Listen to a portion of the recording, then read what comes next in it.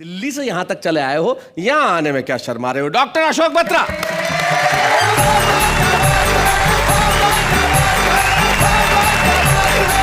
आया तो तुम कुछ और सोच करके कुछ सुनाऊंगा, पर आपने ये मुकाबला इतना रोमांचक कर दिया है पति पत्नी मियाँ और बीवी का, मेरा दिल कर रहा है कुछ छंद यहाँ से सुनाऊं, कुछ यहाँ से सुनाऊं, क्या बात और कुछ बीच में से सुनाऊं। जी, सत्य हमेशा बीच में रहता है। जी, अशोक बत्रा जी ने कहा, उस बात का अर्थ ये है कि सत्य सदैव निष्पक्ष रहता है। तो आइए हम एक निष्पक्ष क्या बात है। धन्यवाद जी।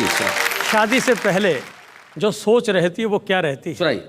सभी पुरुषों की, कि बिना पत्नी के नर सूखे पेड़ जैसा लगे आके उसे हरा भरा कर देती पत्नी। वाह वाह। डोर से कटी हुई पतंग जैसा घूमता था उसे एक प्यारा प्यारा घर देती पत्नी। वाह वाह। पीले पीले मुखड़े को सुनी सुनी अखियों को मीठे मीठे सपनों से भर देती पत्नी। दुनिया से घाव खा के छिला छिला आता है जो सारी पीड़ा वेदना को हर लेती पत्नी। सारी पीड़ा वेदना को हर लेती पत्नी। लेकिन मित्रों बढ़िया तो कह रहे हैं, होता यह है कि जब यही गले का हार हमारे पैर की जंजीर बन जाता है तो गुस्सा आता है, तो फिर पत्नी के जितने भी पर्यायवाची शब्द हैं सब गाली बन जाते हैं। जी, देखना, पत्नी को भार्या कहते हैं, पत्नी को दारा कहते हैं, पत्नी को अर्धांगिनी कहते हैं, पत्नी को वधू कहते हैं, पत्नी को बेगम कहते हैं। जब गुस्सा चढ़ता है तो किस तरह से शब्दों के अर्थ बदलते हैं। जी सुना। कि आदमी के ग्रह जब भारी होते भार्या लाता, भार से उसे बनाती भरता है पत्नी। बन अर्धांगनी वो आधे अंग हर लेती, दारा बन छाती पर चढ़ जाती पत्नी। नाम को ही देख ले रे वधू में है वध तेरा, नाम को ही देख ले रे वधू में है वध तेरा, पतन का ही तो दूजा नाम है रे पत्नी। आदमी बेचारा गमगीन होके गंजा हुआ, पर उसे गम कहाँ बेगम है पत्नी। बेगम है पत्नी। और फिर पत्नियां कहती हैं, इतनी इतनी बातें करते हो, जरा मुझे भी जवाब दो। पत्नियों की ओर से वो क्या कहती जी। पत्नियों बोली घर भार लगती थी तुझे, मेरे आगे पीछे दुम उठाए था क्यों घूमता। शादी से पहले ना तो जीता था ना मरता था, जहाँ रखती थी पाँव वहाँ था जा चूमता। मेरे पीछे पड़ते थे जितने पतित लोग, उनमें तू महापतितों की भांति झूमता। तेरे जैसे पतित को पति है बनाया मैंने, पत राखी तेरी ना तो मारा मारा घूमता, पत राखी तेरी ना तो मारा मारा घूमता। बहुत अच्छे। पत्नियां कहती, इतने नाम हमारे गिन दिए, अर्धांगिनी की क्या क्या पर्स निकाले, एक बार मैं भी बताऊं। दरअसल बात है, जब प्यार होता तो प्रेमी से होता है, प्रिया से होता उसको जानू कहा जाता है, पर जैसी शादी हो जाती शौहर हो जाता है। शौहर होते ही सारी गड़बड़ हो जाती है। तो शौहर की एक व्याख्या पत्नियां भी करती हैं, सचमुच तो शौहर हो गया, प्रेमी नहीं रहा। क्या बात है। कि शादी से पहले मुझे सुंदरी कहा करो थे, कहते थे सज मेरी सजनी ओ सजना। शादी करते ही तेरे बच्चों को जना ओ पाला, रूप इसी भांति मेरा ढल गया सजना। अब चाहे ढोल सी हूँ गोल सी मटोल हूँ मैं, करता है जो भी वो ही भरता है सजना। शादी करते ही मेरी सारी शो को हर लिया, सचमुच तू ही मेरा शोहर है सजना, सचमुच तू ही मेरा शोहर है सजना। और 60-70 साल की उम्र में क्या होती है कहानी, वो भी एक छंद सुना। तो मेरे जीवन का पहला कवित्व था शैलेश जी। आदरणीय ओम प्रकाश आदित्य मेरे नगर में आए थे, उनकी स्मृति में उनका परिचय कराने के लिए छंद लिखा था। पहला कवित्व सुना रहा हूँ कि 70 का हूँ मैं या 75 का सच का हूँ, आ रहा हूँ आजकल पत्नी के काम में। पहले भी मैं बालूशाही ला के था खिलाता उसे, अब ला रहा हूँ केले चीकू और आम में। बेचारी बुढ़िया खा नहीं सकती। आज तक डूबे जैसा दिल फेंक प्रेमी हूँ मैं, भाभी जी को छील छील देता हूँ बादाम में। फर्क इतना है, पहले घूंघट उठाता था मैं, अब आ रहा हूँ राखी बांधने के काम में। अब आ रहा हूँ राखी बांधने के काम में। मैं अनेक रिश्तों की तो बात करूंगा नहीं, एक बड़े रसपूर्ण रिश्ते की बात करूंगा कि जीजा साली का जो रिश्ता है ना वो खत्म होता जा रहा है। क्योंकि परिवार नियोजन ने सिखाया एक लड़का एक लड़की। अब एक लड़का एक लड़की है तो लड़की के साथ शादी तो कर ली तुमने, बाकी ससुराल में रह गया साला साला, साली तो रही ही नहीं। मैं आपको एक ऐसे प्रसंग की ओर लेके चलता हूँ। मेरा एक मित्र मेरी ससुराल में गया, मेरी 3 सालियाँ, और उसकी एक भी साली नहीं थी जी। तो उसने वो जो घर में पारिवारिक सरस वातावरण देखा तो उसके मन में जो बात आई, एक छंद उसके लिए आपको सुनाई कि 3 सालियों से भरी ससुराल देख यार, बोला ऐसी खुशहाली नहीं मिलती। एक छोरा छोरी का रिवाज ना होता तो मेरी ससुराल सालियों से खाली नहीं मिलती। क्या बात है। रूठ के वो बोला मेरे ससुरे ने नाश किया, वरना मुझे क्या एक साली नहीं मिलती। मैं बोला कि शुक्र है एक छोरी छोड़ दी थी, वरना तुझे ये घर वाली नहीं मिलती, वरना तुझे ये घर वाली नहीं मिलती। आजकल इलेक्शन के दिन आने वाले हैं जी। अब नेता तो वोट के बगैर नहीं मानते, पर हर एक व्यक्ति अपने अपने ढंग से मानता है।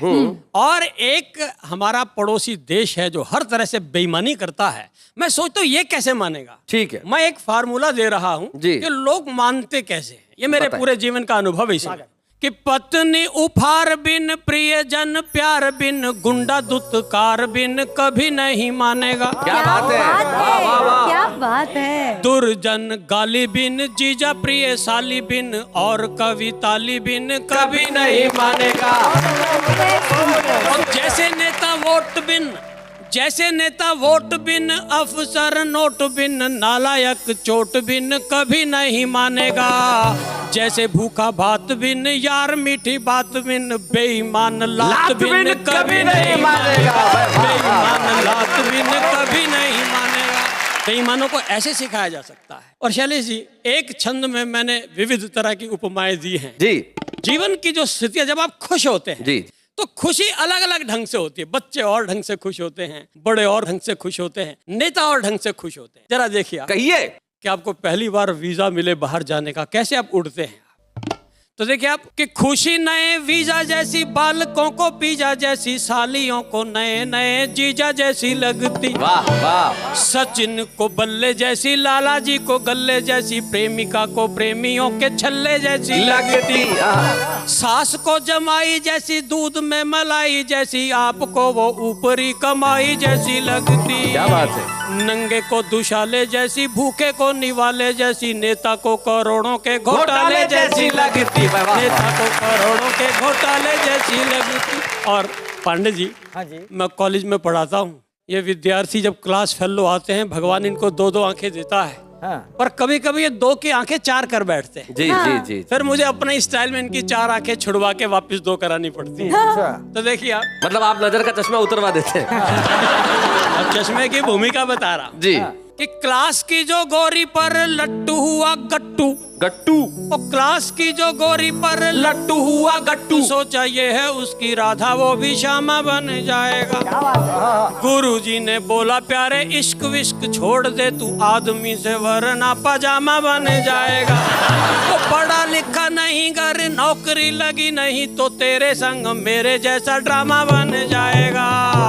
जिन चुन्नू मुन्नुओं का पापा बनना था, तुझे देख लेना उनका तू मामा बन जाएगा।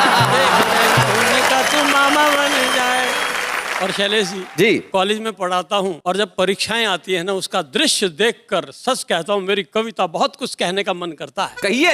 अंग्रेजी का इम्तिहान, हाँ। और सुपरिंटेंडेंट के पास आया एक पहलवान, पहलवान। और सारा नकल का मसाला, मिर्च मसाला लेकर बोला गुरुजी कहो तो कर लूं। क्या नकल कर लूं? नकल कर लूं। सुपरिंटेंडेंट बोला रहा तू मुझे मरवाएगा। वो पहलवान बोला अच्छा, अगर तू नकल ना करने देगा तो के बच जाएगा। सही बात है। और ये कहने के बाद उसका एक साथी साथ नकल कराने आया। साथी। तो देखिए अब कैसे परीक्षा हो रही है। सुनाइए। नकल कराने वाले ने कहा रे पहलवान लिख रे लिख, पहले में लिख एम। पहलवान बोला एम में मात्रा छोटे ए की लगाऊं या बड्डे ए की। वो नकल कराने वाला बोला रहे हो हिंदी को नहीं, अंग्रेजी है अंग्रेजी, लिख एम ए एम एम, लिख ए। पहलवान बोला ए की स्पेलिंग बोल।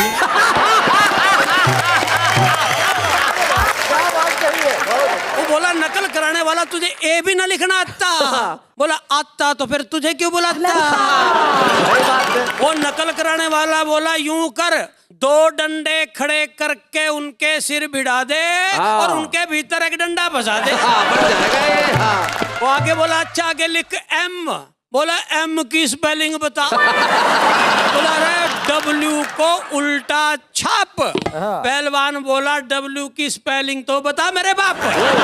वो फिर माथे पे हाथ मार के बोला तू फिर से दो डंडे खड़े करके उनके सिर भिड़ा दे और ऐसे ऐसे दो चिपका दे। वो पहलवान बोला ये अंग्रेजी है या पुलिस का थाना? मैं बोला ये है देसा में देश हरियाणा। और दोस्तों अगले दिन था हिंदी और संस्कृत का इम्तिहान। मोलड़ के चेहरे पे मुस्कान ही मुस्कान। बोला आज तक मैं पेपर में लठ गाड़ आया हूँ और फुल मार्क्स लेने का जुगाड़ करके आया हूँ। अच्छा। पेपर में आ गया लिखो मुंह में पानी आना। मतलब मैंने लिख दिया कि मैंने टूटी में मुंह लाया और मेरे मुंह में पानी आ गया। आ गया लिखो श्रीमती में मात्रा छोटे ई की लगेगी या बड़े ई की? मैंने लिख दिया ये तो श्रीमती के साइज पे डिपेंड करता है। आगे लिखा ये बताओ पजामा स्त्रीलिंग है या पुल्लिंग? बोला अगर उस बाप पहन ले तो पुल्लिंग और माँ पहन ले तो स्त्रीलिंग।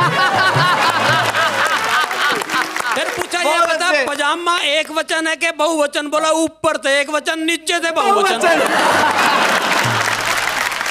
इस तरह से करके लोटम पोट और पेपर में रख के 500 का नोट मोलड़ चला गया यूनिवर्सिटी और फिट कराया गोट। क्या बात यही है। पहलवान आजकल हमारे गांव में एक स्कूल चला रहा है। क्या बात है। 24 घंटे दंड पेलता है और देश की नई पीढ़ी बना रहा है। वाह वाह वाह। और मेरा छोटा भाई जो फर्स्ट क्लास फर्स्ट आया था उसी स्कूल में ऑटो रिक्शा चला रहा है। इस तरह मेरे देश के फौजी भाइयों पूरा मुल्क सुख शांति की राह पर बढ़ा जा रहा है। कारगिल की चोटियों को तो तुम संभालना, तुम्हारे बालकों को ये पहलवान पढ़ा रहा है। तुम्हारे बालकों को पहलवान पढ़ा रहा है।